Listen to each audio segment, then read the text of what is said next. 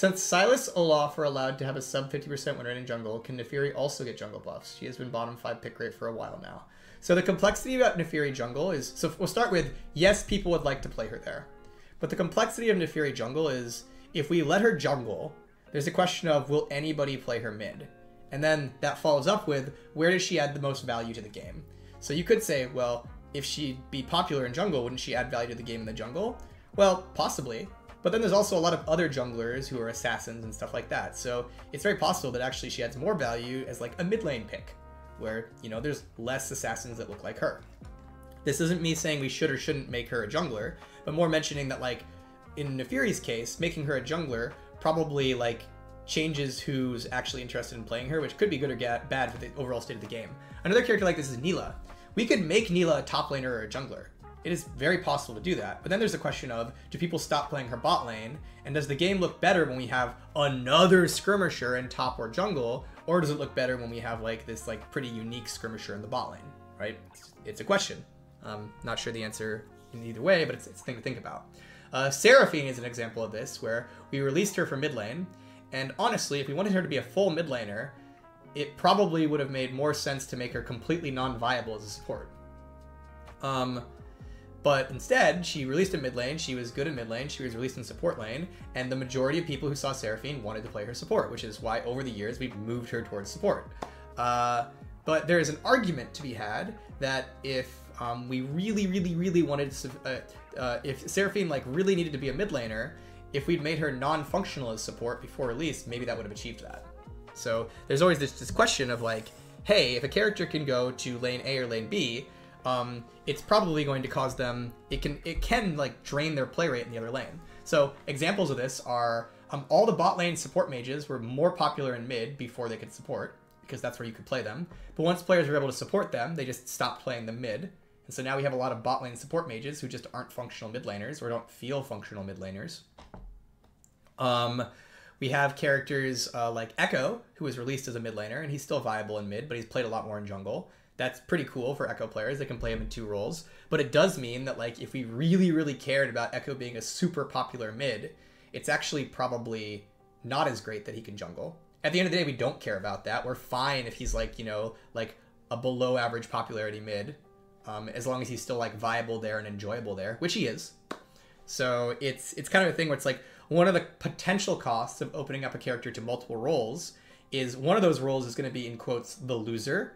And depending on, and you can ask the question of like, is that better or worse for the overall game, right? Sometimes it's better for the game, and sometimes it's like worse, and you should like make sure characters just are played everywhere. It's like, it just depends on the character and their kits and what kinds of variants and additions they're adding to the game. One of the things we have to think about a lot from a champion perspective, and a champion and roster perspective at Riot, is not just the individual, but the game as a whole. So what I mean by this is, I'll give an example. Let's talk about, we were talking about earlier in the stream about Garen and Master Yi, and how sometimes it doesn't make sense to make a character viable at all in Mars if it would require making them worse for their average player. So let's talk about Garen really quick. There is a version of Garen that we like heavily adjust to make just god tier broken in every MMR and like really skill expressive. I'm making this up, but like we could make a version of Garen that's super skill expressive and super giga viable at all tiers of play. We could do that. Let's say that the way to do that would be to make him like Yasuo.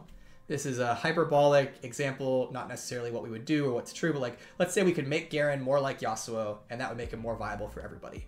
That might be a benefit for a lot of Garen players. That might be a benefit for Garen, but in the grand scope of the game, that actually might be a negative. And the reason is there's already characters like Yasuo. There's Yasuo. There's Yone. There's a number of other skirmishers you can play. There's Fioras. There's your Aurelias, right? There's a lot of characters right now like Yasuo. And so if we were to change Garen to make him potentially more popular or better at high MMRs by making him more like Yasuo, the roster of League as a whole could very well be getting worse if we do that. Because we'd gain another Yasuo while losing a Garen. And Garen, being like a simple, straightforward character who kind of just clicks on you, it's pretty valuable that characters like him exist in the game. So even a change that might be an upgrade for Garen players, if we make him more like Yasuo, could be a long-term downgrade for the entire state of League of Legends and like the entire idea of a roster. Because if you're a Yasuo player, you have tons of options. Whereas if you're someone who likes the simple, straightforward approach of Garen, you might have less options. It might be only Garen or Darius or Seth. And so it's kind of this example of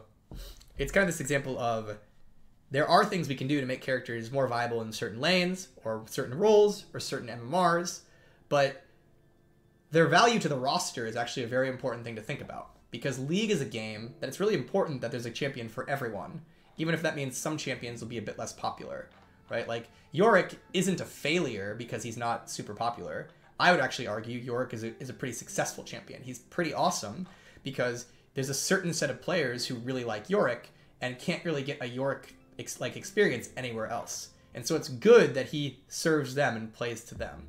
I would not want a Yorick change personally that like say gave him a dash. It's a little silly example, but like that's not why people are playing Yorick, even if that would potentially make him like say better in a high MMR.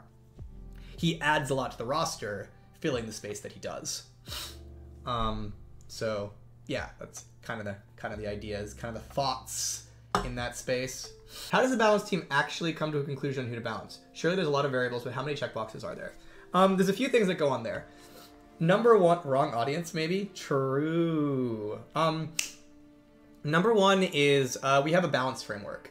And so we have like things we consider that like either must change a champion or at least must consider changing it. So as an example, if a champion has a 56% win rate, we will typically nerf it because that's higher than we're willing to accept in League of Legends. On the flip side, if a character has like a 40% win rate, we'll often buff it because that tends to be like lower than we would accept for League of Legends. So there's that. Characters on the outliers of things. And then also we just, you know, think about how we want to make the game better and like characters that feel like bad or good, and we'll talk about it in meetings. At the end of the day, the final decisions are our design leads, which right now are Freak and Froxen. So Freak and Froxen, usually Freak is going to be the final decision maker, or Froxen, and they're going to like, you know, make some decisions there. But, you know, we're going to talk about it as a team, ask like, is this good, is this bad, stuff like that. Additionally, when making balance changes, one of the things we'll sometimes think about is staleness. This is the idea that like some characters might have just been chilling for a very long time, and maybe they could just use an update, tap her down. We'll see like what feels like it's crazy in the meta, what feels like it could use some help. Like there's a lot of things we consider when balancing the game.